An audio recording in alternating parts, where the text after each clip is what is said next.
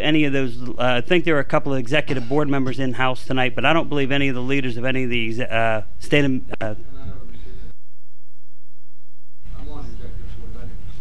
okay. I know it went out to PSATS, to those folks. It went out to the borough's administration, the city municipalities group as well.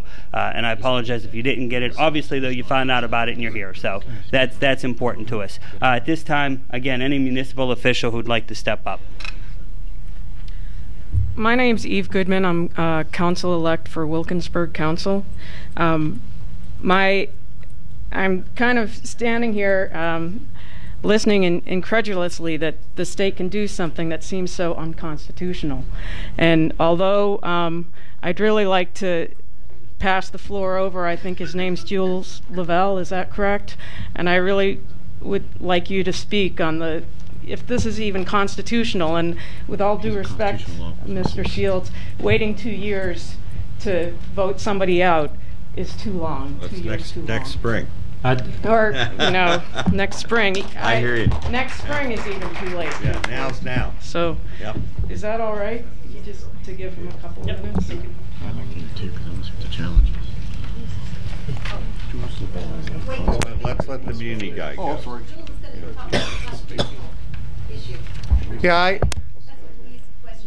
Yeah, this, hopefully you could stop this from happening, but it looks like it's going to happen. And so the question is, what do we do about it?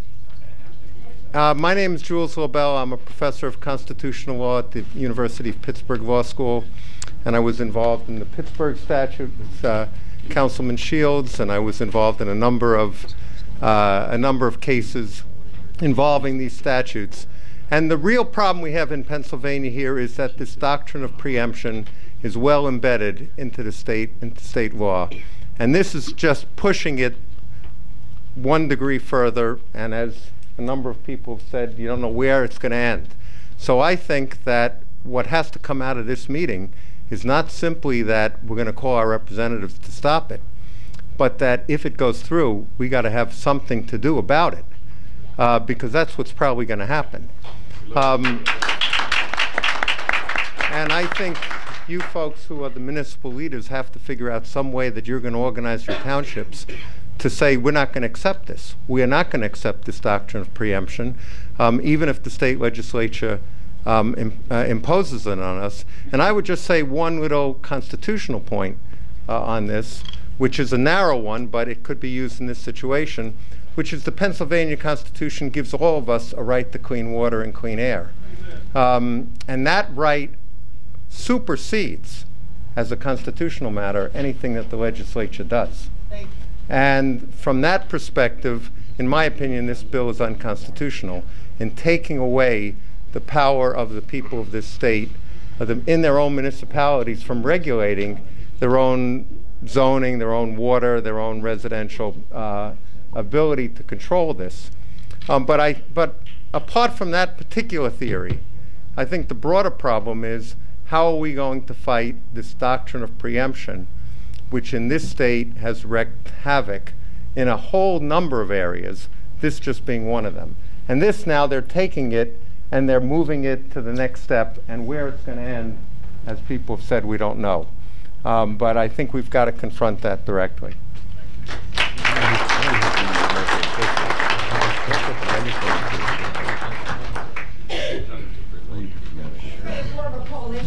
And who's going to end it up with a plan of what we do?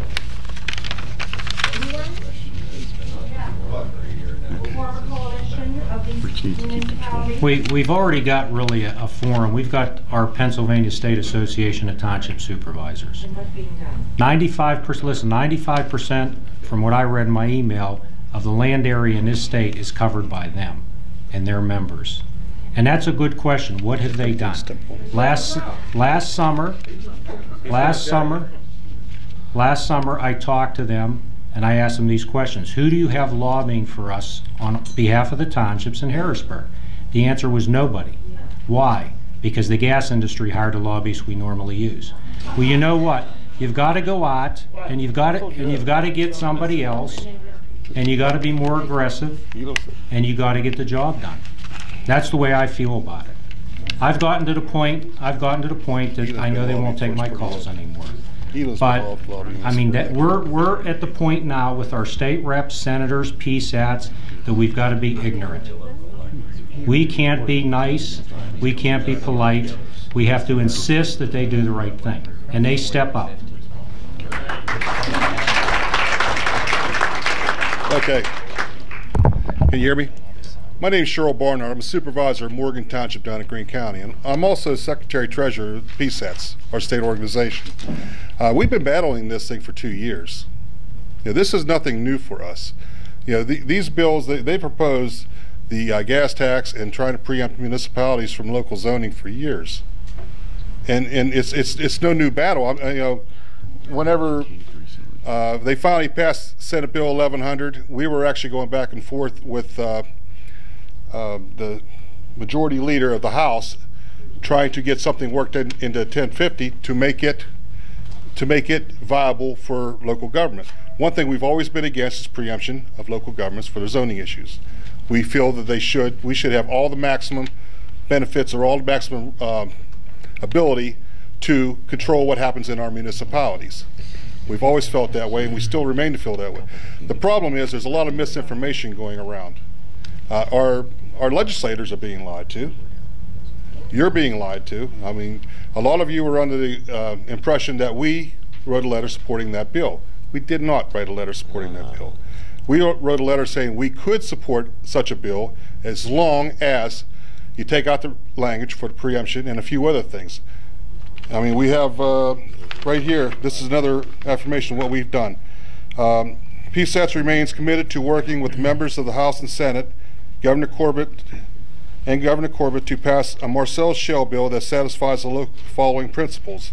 Allows municipalities to maintain maximum possible local zoning control while establishing appropriate statewide guidelines on technical aspects of oil and gas operations, the combination of which will ensure reasonable development of oil and gas and creation of economic opportunities for Pennsylvania's citizens and communities. Number 2 is include stringent environmental safeguards to protect Pennsylvania citizens, communities, and natural resources, and ensures the maximum amount of impact fees remain in the municipalities that will feel the brunt of the impact of the Marcellus Shale related activities. Now, this is our policy. This is set aside by all the members that come to our convention, the members of our organization. 1,455 municipalities passed a resolution in April at our meeting, and that set our policy, and that's what we go for. And that's how we lobby in Harrisburg. We have 3 lobbyists in Harrisburg that work for us every day. The problem is in-house. Those are in-house lobbyists. Now, the problem is there's a lot of misinformation going around. The senators are hearing and the legislators are hearing that, well, we're creating all these jobs. They are. Thousands of jobs in Pennsylvania. But has anybody noticed there are thousands of RVs and motorhomes with out-of-state plates moving into Pennsylvania that we're having to deal with? They're not being told that. Yeah. I mean, they're coming in. We're having to we're putting together zoning ordinance for RV parks right now to try to meet the need of the people moving into our communities. Yeah, there's thousands of jobs. They're not all Pennsylvanians. And the other impacts are, they're taking all the drivers from our local services. The people who deliver our fuel in the wintertime. Well, we have people who can't get fuel oil or propane in the wintertime because all their drivers are hired up by the gas industry. They're getting another $5 an hour to drive these trucks. And they can't get anybody to drive for them. PennDOT can't even get their winter maintenance help this year. They have, they used to be a big thing to try to get a job with PennDOT in the wintertime. Now they got lighted signs up. We're hiring. Please apply within. We can't get drivers. They're a commodity now. You can't get them. Another thing is they said they spent $1 million on local roads in the past couple of years. They did, fixing their damage. They didn't do anything extra for us. They fixed their damage and built the roads that they needed to their well sites. They never went an inch past their well sites. If they want to do something for local government, pay the whole road. They paid what they needed to get done. So they didn't do anything for us. Can I ask why PSATS wrote a letter to the legislature saying that the language that's in 1950 is a good and reasonable alternative to complete preemption? Say that again? Why did PSATS write a letter to the state house? Stand up. Why did PSATS write a letter to the State House saying that the language in House Bill 1950 is a good and reasonable alternative to complete Greetree? They were talking about the Baker Amendment. Exactly. That's the language that's in the bill now that we're all talking about. No, the Baker Amendment took out the language, the preempted local governments for local zoning. Put in this language, this new language. No. It was not. Senate language. Well, yes, we did. It's a negotiation. We did look at it. We still have our rights for zoning. The only thing is, now listen, now. 500 foot, it's permitted everywhere. Now listen, we are governed by the Oil and Gas Act. We cannot pass an ordinance that violates the Oil and Gas Act. We had the same problem about 5 years ago with acre. Remember the acre legislation with the farm community? We had municipalities passing ordinances that violated the right to farm law and the Nutrition Management Act. And the industry was having to take the municipalities to Commonwealth Court to do that. Well, the legislature said, hey, we're going to do something about that. So they passed the acre law. It was a big battle. But the acre law allowed them, instead of going to Commonwealth Court, they went to Attorney Generals for mediation on these matters. So anytime an ordinance was passed by a municipality, they didn't have to challenge it in court. They took it to the Attorney General, and the Attorney General looked it over and said, hey, you can't do that ordinance. That's what the acre law stated. This was basically the same thing. If the municipality, and the Oil and Gas Act is not going away. It's still there. Yeah, but respect the zoning map as the authority, best authority of localities. Now it was established by the Huntley case. Yes, that would not change. This notice is being taken away. Well, with this bill, it is. Legislation would take away the establishment of what Huntley said for the right and authority of local governments to use a zoning map properly. They know better. They know best. Well, I know when we wrote the letter stating that, we could work with that mediation process. That bill isn't the same bill you're looking at today either. Cheryl, I'd like to make a comment on that this. That bill's changed about what you've just said. Whenever PSATS endorsed the Baker Amendment in the House Bill 1950, it gave the opportunity for everybody to hide behind that right away. Brian and myself have gone in and we talked personally with Senator Pippy, we talked with Senator Solobay, and the first words out of their mouth was PSATS endorsed this. Now in our township too, we had a gas and oil hearing on Monday, okay? And I have our manager and one of the other supervisors with us that can attest to this tonight. Range Resources, their attorney, Ken Kamramorski, when I questioned him about it, one of the first things he said also was PSATS endorses this. Everybody is hiding behind what you said by 1950 as an alternative to it, and I think it takes away too much of our rights at the local zoning level. And I think PSATS needs to step up and say that. Well, we just did. Hi. Hello. Hi, Cheryl. I actually met you at the PSATS convention this past spring. I don't know if you remember the conversation, but we were talking about shale development, or gas rather, development in your area, and that you had been inundated with the trucks and everything. So, and I consider you our small acquaintance to be an intelligent and an honorable person. Last week I sent off an email to Dave Sanko, which he replied by personal phone call on Wednesday. And you hit the nail on the head. It's misinformation. Right. It's all these emails flying aimlessly all over the internet and people not getting their facts straight. And I think that's one of the benefits of a meeting like this, is that we can look at each other face to face and go, where did you get that? Where did you hear that? What happened? Some got disconnected along the line.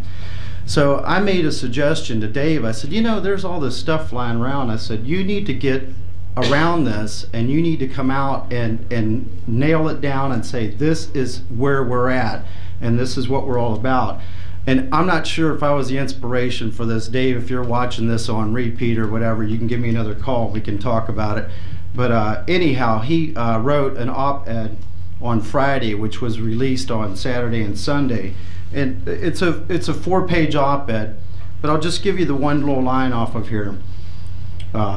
And most importantly, we oppose the total elimination of local control, including land use. Instead, we support the maximum possibility or possible retention of local decision-making authority to provide for reasonable development of natural resources consistent with law. So, I mean, he has this is in writing and it's available right now. So, and also, the only time that I've met Dave was on the phone. I consider him an intelligent and reasonable person as well. So a lot of it is people, they take one piece of information and they blur the line on it and it turns into something else. So, I mean, go ahead, sure. Okay, yeah, I mean, we've been trying to get people involved for a long time now. If you look what the corporate administration wants to do, they want total elimination of all our rights. And we're trying to get whatever we can out of that. I mean, right now, they've already voted once to totally eliminate our rights. We're trying to get whatever we can back out of them. I mean, we're at zero right now, and it's just like pulling teeth to try to get something back. Why go to that level? We already have it right. That's part of the problem. I'd like to address this point. As someone that kind of, this started for me just like everybody else. Somebody knocked on my door. I had a constituent, I think Kenny Ware's in the back with his sign. And Ken, you know, and his wife Loretta and a few other Lincoln Place residents came to me. And this has been a long journey for me for 2 years. I mean, I was no different than any other elected official. There's nothing special about me compared to anybody else in this room. But what I began to see is that's one of the key points of this is there has never been a fact-based argument put forward to either township officials, city officials, municipal officials per se. No one has come, and I've offered our council chamber, which we have cable, we have broadcast capability to get this message out. And I'll tell you this, and there's no doubt in my mind that this is a deliberate campaign on, I mean, the oil and gas industry knows what it's won. I mean, they got a clear goal. We don't. And we have levels of understanding that go from, boy, I'm in it up to my eyeballs, to someone like, yeah, I heard about that. And that's the problem on the people's side. And when you sit in front of a state senator or a state rep and go, PSATS did this. Well, that's not true, is it? You're a member of the organization. You just read a letter. It isn't true. And we hear this all the time. We're doing government by talking point here. It's a game changer. All right, what's the game and what are we changing it to? Somebody explain that to me as a local official. No one has. And I've got a great working relationship with people like Dan Frankel, Senator Costa, and so forth. And I got a tremendous amount of respect for both of those guys. Frank Dermody. But they have, you know, this is business now, friends. You're my friend, but this is business now. And you haven't explained it to me. And all you get, and you heard about the range resources and at the conference, and we use PSYOPs, and there's a deliberate obfuscation of what the facts are to us, the electeds at the local level, and worse yet, the people of the Commonwealth, and that's really what's at the heart of this. And you point out that right away, the first thing there, PSATS is for it. Well, we found out right now they didn't. And I think PSATS has an obligation to get up tomorrow morning and send an email, telegram, or get a skywriter over the state capitol that says, we did not say that. You have an obligation. If I'm out there lying about you all day long, you have an obligation to go back to everybody else and say, we did not say that, and then you can grab me by the collar and say, you say that again. You know, I'll knock you into next week. But that's what's going on here, folks. There's a deliberate, purposeful action here. And let's make no mistake about this. This is about money, the scope of which none of us in the room could even wrap our heads around. We're not talking billions of dollars, we're talking trillions. The billions is that's the penny in this game. Range Resources and their friends and their industry is running ads going, oh, we can't tax energy, it'll ruin everything. You know, right up the line. It's a lie.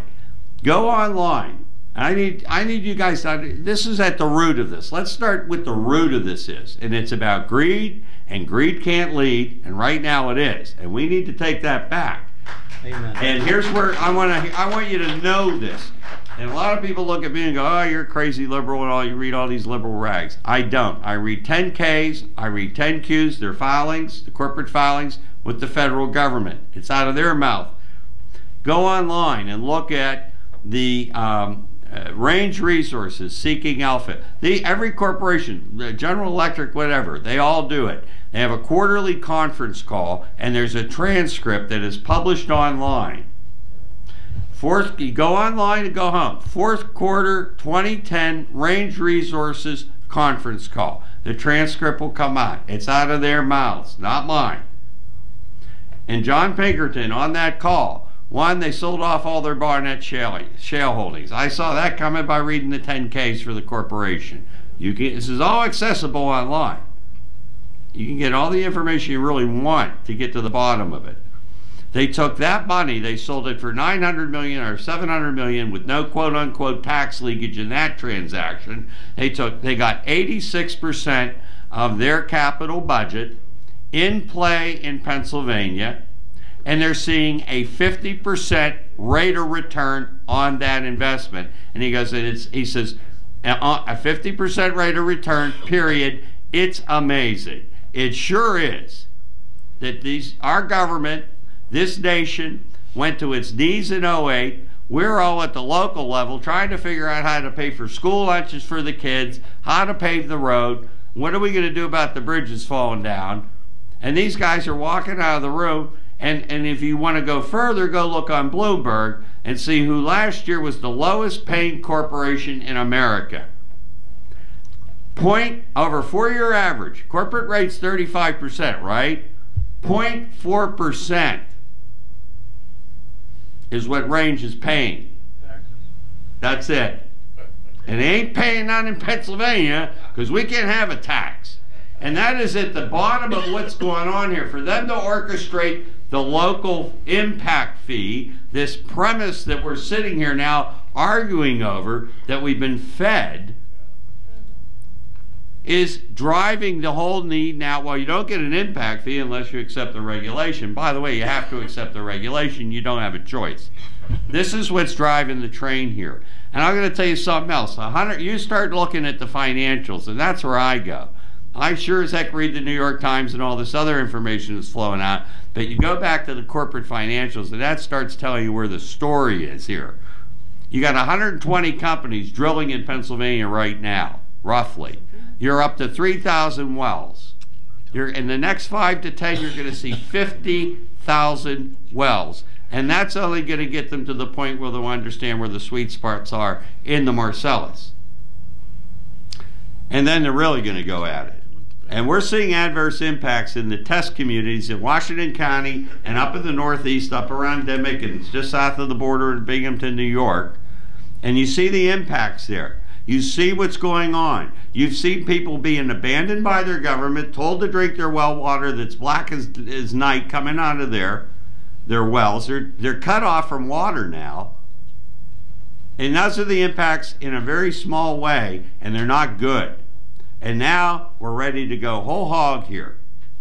And they're going to make a boatload of money, and I'll bet you right now $5 to $10. Within 10 years, you're going to have maybe 4 operations in here. You're going to have Reliance Energy out of India. You're going to have Royal Dutch Shell that just paid $2 billion for a little drilling company, not because they got a great technology, is they had leases. You had Exxon come in and pay, again, these smaller old line Pennsylvania drilling companies are getting bought up for $2 and $3 and $4 billion a piece. And Range is in there. They're not the giants, though, and the giants are on the doorstep. When we did the ban in Pittsburgh, it published. There was a story in the Times of India in Mumbai. Why the hell would they care about what we're doing here? Because they got a huge footprint in this. The money's going to get upstreamed along with the gas and sent to global markets. And we're going to be sitting here with the adverse impacts for years to come. And if you go back to the Range Resources conference call of 2010, it's their transcripts published online, Seeking Alpha if you want to go there. And they're also telling everybody how well they're going to be doing. Because one of the reasons why they left the Barnett and most other shale plays are single plays. Pennsylvania is the bonanza. You got Marcellus, their costs, according to Range Resources, go down by a full third because they got the infrastructure in place and they're making 50% ROI on what they got now. And then they go down to the Utica and the Devonian. They're going to be here forever. And they're here going to be drawing out the resources of this Commonwealth to the detriment of the people that live here. And they're going to come, and they're just going to take, and they're going to take, and you've got nothing to say about this. This is insanity, what's going on here. For state representatives, and I give a lot of credit to Jesse White. I drop on his Facebook and throw some stuff in on it too. But where the hell's everybody else at? Where is everybody at? Where have we, you know, how many times have we had Senate panels and state legislative panels to come to our communities to talk about a hot topic? I haven't seen any on this topic. For City Council of Pittsburgh to move on a bill without a public hearing, it's got to be pretty mediocre stuff. The public has a right to know, and they're taking away our rights constitutionally. Now they're setting up the Attorney General is going to be the final arbiter of everything. When the hell did the Attorney General become the Supreme Court of the Commonwealth of Pennsylvania? And when did they become king? You're going to have a fight on your hands. We'll be making phone calls tomorrow. I'll get a resolution again in council to send to the Commonwealth, and we can do that. But if no one's listening, and nobody wants to hear what's being said, nobody wants to hear about the lady with with the barium in her blood, or the guy down in families that I've sat with and seen the blood tests. Where's the environmental impact studies? Where's the health risk assessments? The Secretary of Health of the Commonwealth of Pennsylvania last summer in June said we need to begin to start documenting and looking at this. What did Secretary Crancer, the man charged with protecting the environment, say? Oh, that won't prove anything. How the hell do you know what it'll prove until you go look? We were talking about a Mon-Fayette expressway in this part of the world. How long did the environmental impact study for that ribbon of 26 miles of highway take? Probably close to 2 years, and another 9 months of comment period on it by the public and the local officials. And that's 26 miles from large Pennsylvania to Pittsburgh, and a ribbon of roadway. And yet, look at the due diligence we did on that single piece of work.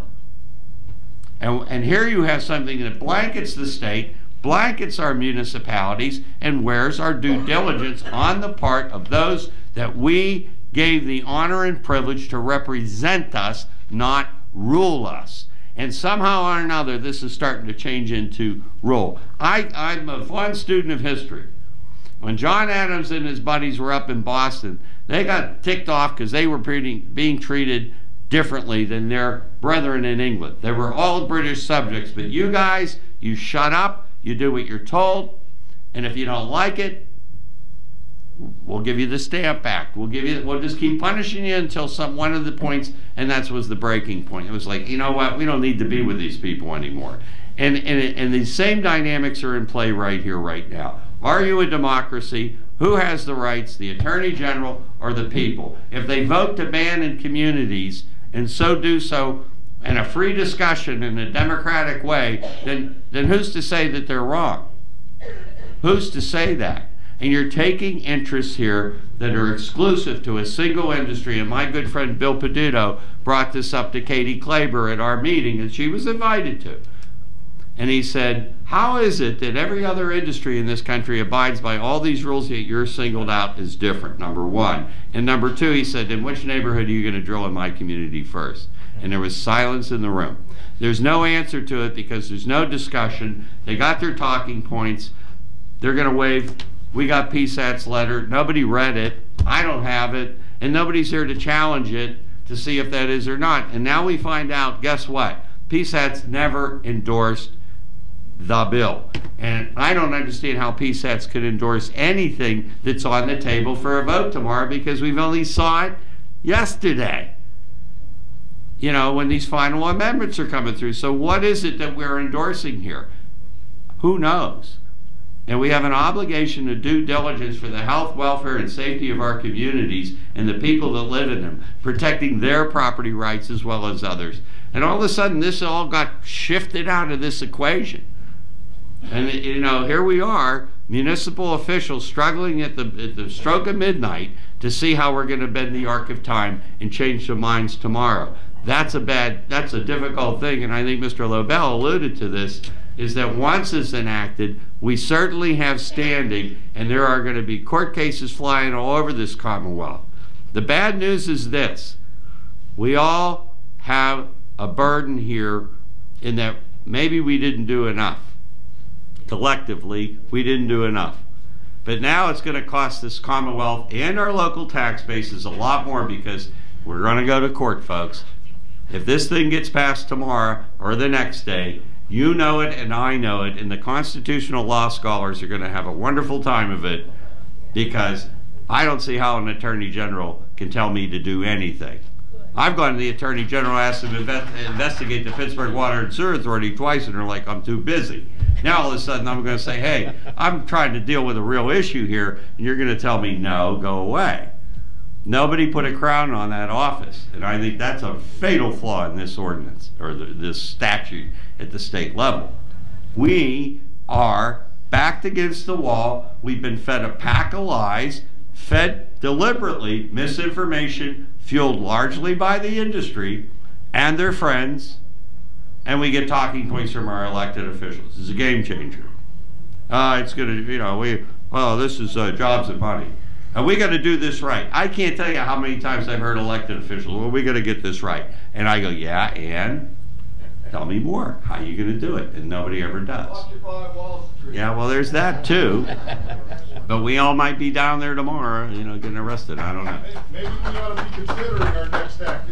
Well, I think what I think at this point in the discussion is this: is that one, we'll make our best efforts tomorrow to wring the funds and get to the people we need to get to. I think PSAT has to unequivocally come out and absolutely make its position clear and put a press release out and everything else to broadcast. Because if these guys are up there wearing this as a cloak of protection, then it has to be removed, number one. If that's their rationale, then they got to fall back to something else. And we'll go from there. Otherwise, it's time to get together and everybody put money in the kitty and go hire the lawyers. One thing about misinformation and taxes, I watched the program with the Lieutenant Governor. He was giving a talk at the Hilton Hotel to a bunch of business people, and one of them asked a question about the impact fee. Why don't we charge a reasonable impact fee? And he said, well, they're paying enough taxes because they paid $1.5 billion in taxes to Pennsylvania last year.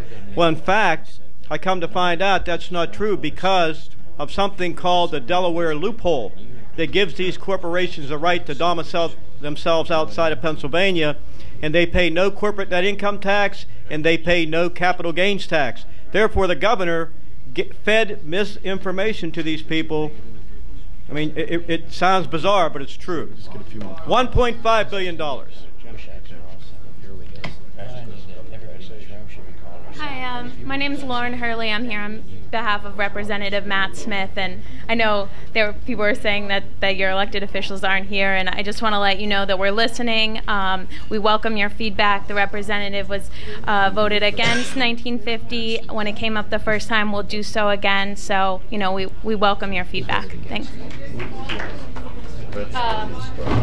No, not really. I'm A.J. Barney. I'm a supervisor from Perry Township in Fayette County. Okay, down there in the same end where Cheryl's at. Guys, here's the deal. The ones you need to concentrate on is the ones that voted yes for this. In Fayette County, I have Representative Cola, Senator Kucinich, Representative DeWeese, part of Fayette County, Pete Daly. They all voted no. RN's no to vote no. You know, and same way with with Jesse Stair saying that. He's a no vote. That's what we need. And to sit there and say, yeah, PSATS, that's great. Pass the buck with whoever you want to pass it back. But you guys are PSATS. Period. Okay? PSATS is there to represent each and every one of you. And I think they do that pretty daggone well. But I'm telling you, you got to get to the people that voted for this. Senator Sullivan voted yes. So, okay, thank you. Rich? What's his response? Yeah, what's Yeah, Andy Schrader and I talked to Tim Solobay, and again, they're clueless about the issues. And well, here's what he told us. You guys, why don't you just take the money, huh? Just take the money, forget about it. That was the attitude that we got. But all the issues that we brought up with Senator Solobay made it back to the Senate. He did go back to the Senate. He did talk to the leader of the Senate and say, look, we haven't looked at some of these issues. But you're right. We need municipal officials to call these senators, to call these representatives, and put pressure on them to vote no on all these issues. And then when they pass these issues without our representation, all of you municipalities need to communicate with one another, get out on the street like every one of us activists have been. On our own dime, in our cars, spending our gas money, going to community after community after community, screaming into the wind, look what's happening. This gas issue is a very small chasm of what's going on worldwide. This is a huge issue. This is the New World Order. This is the world market. This is turning us into a third world country, whether you want to laugh, believe it or not. We have no industry. Thank you. This gas is going overseas. China owns Pennsylvania. Tomorrow, I say everybody better get off their duff. Instead of sitting there wanting to sound real intelligent, everybody wants to negotiate and look real intelligent, real level-headed. It is time to get radical, because you are losing your rights, and you're going to see tanks rolling down your street if you get out of line. Look at the history. Look what's happened in Europe. The Europeans laugh at this stuff because they've seen what happened in Europe 100 times. This country is in big trouble. This is a very serious issue. I've been at it for 2 years. Everybody needs to get up. When they do something tomorrow, you better be ready to act, not sit there and go, oh, gee, did we call our senator again? No, we better act. Someone better get up and act with us. Thank you. That's the way it Thank has you. to be. Government's broke. We have to occupy. Lisa. I just want to have one request. The gentleman from the PSATS. I don't know your organization that well, being just a newly elected official, but I would like to ask you to get in touch with somebody from your organization tonight and place a personal call to Senator Pippy tomorrow morning and let him know your position. Thank you. And this is a message that I have for PSATS. You cannot parse words. You have to be very direct. Under no circumstances will we accept any preemption whatsoever. And that's what happens is, well, we won't accept total preemption. They latch on to that. That's how things get out of hand. Even in a letter, you try to negotiate. What we've learned in Robinson Township over the last few years, you cannot negotiate with this industry. It has to be black and white. So as soon as you negotiate, they're going to run you right over. PSATS needs to take a firm, we will not accept it under any circumstances, preemption, period. That's their position. We are totally against preemption, and we are the same as every local government organization in the state. League of Cities, County Commission Association, we all have the same message. I haven't heard that message. I haven't heard that message. Let me tell you, I talked to Elam Hurley. Staffers in the State House, and they're saying it's unclear message, and I think tomorrow there has to be an action alert from PSATS. It was sent out today. I talked to Elam Hurley last summer, and basically he told me, look, we're probably going to have to accept some sort of preemption. I said, no, you can't do that. That's the mentality. We have to accept the best deal that we can get. You can't go in there and negotiate that way. You have to go in with the issues that we brought up tonight. We need these issues addressed. Setbacks, shared infrastructure. You have to go on the offensive. You cannot play defense with this industry. That's my message to PSATS. Don't parse words with the industry or the legislators and senators in Harrisburg. It's got to be black and white. You pass this, guess what? You've got 1,400 municipalities that are coming after you. I think what Brian's referring to is the letter that Dave Sanko wrote out. And if you read it here, it said, and most importantly, we oppose the total elimination of local control, including land use. Instead, we support the maximum possible retention of local decision making. That's giving them an odd is what it's doing. When you say this is the best we can do. The best we can do is say, no, pass the impact fee with no ties at all to local exemption or zoning laws. No ties whatsoever. You can't give the industry an out. And if I can add to that, I spoke with Ian well the day that the votes were taking place, and he was defending. You step over here, please. He was defending the fact Jason Bell, Evans City Planning Commission, and I was emailing Mr. Herr that day as the votes were taking place. He was defending their support of the Baker Amendment, telling me that that's the best we were going to get. Now, I welcome PSATS to the fight now, but there's a reason there was confusion at the time. We were getting mixed messages. The public was being told one thing, and the legislature was being told another thing. That they need to stand on solid footing. And this letter is a good start, but as has been mentioned, there's some holes in this. This is a little bit like Swiss cheese. Gives them a lot of outs when they go through the language here. I sent this letter to every member of the House today, urging them to read it, to take it into consideration, to look at this, because just like many people here, I sat in the offices of representatives that next week after the vote took place, and they all told me the same thing. Oh, well, your people supported it. PSATS supported it. PSATS supported it. PSATS supported it. But you can understand why there's a disconnect here. Please stand up, solid, be with us. We'll support you. Take our voice to them. Thank you.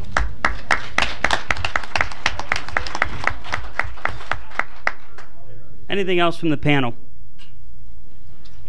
Okay, folks, I realize we could probably go on for several more hours with this issue.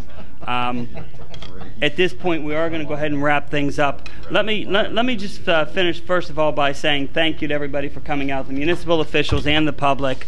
I'll kind of end by saying this. Mr. Shields just made a comment that it is late in the game.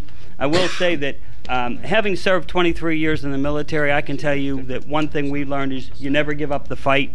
The vote hasn't happened yet. You have the ability tomorrow, to get out there and make a difference. Work with the organizations, work with your local officials, the ones that voted no, and let's stop this before it happens. Everybody has to be an activist. Everybody in here. Thank you, folks. State only cares about